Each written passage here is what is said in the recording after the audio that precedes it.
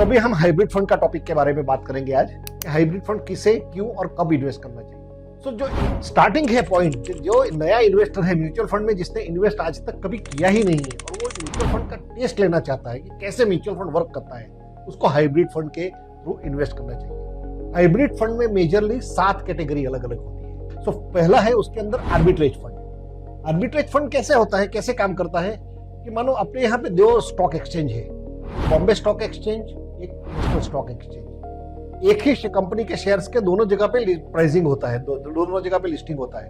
वो 2 जगह पे जो प्राइसिंग का डिफरेंस होता है, हमेशा 2 जगह पे प्राइसिंग का डिफरेंस होगा। कभी कभी सेम होगा लेकिन मेजोरिटी टाइम पे डिफरेंस होगा। 1 रुपया 2 रुपया ऐसा कम डिफरेंस होगा।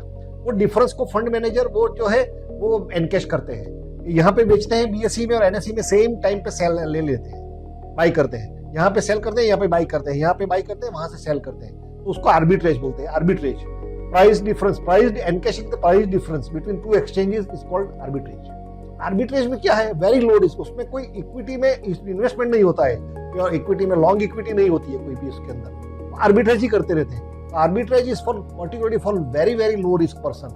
वो इसके लिए है कि जो म्यूचुअल फंड में पहली बार आना चाहता है, ये कैसे काम करता है ले लो, उसमें रिटर्न कितना मिलेगा, वो एक अपने यहाँ पे इंडियन मेंटालिटी रिटर्न की है। तो रिटर्न कैसे मिलेगा, उसमें आपको 5 से 7% के बीच में रिटर्न मिलेगा, ज्यादा नहीं मिलेगा, क्योंकि वो आर्बिट्रेज करते हैं। वो कोई इक्विटी में इन्वेस्टमेंट नहीं होता है उनका, कोई स्टॉक में लॉन्ग टर्म तक या डेट में।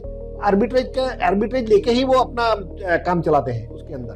तो आर्बिट्रेज उसके लिए है, और वो टैक्स एफिशिएंट है क्योंकि वो इक्विटी टैक्सेशन आता है, टैक्सेशन उसका इक्विटी है, इक्विटी टैक्सेशन गिना जाता है। तो ये हो गया आर्बिट्रेज फंड बेसिकली।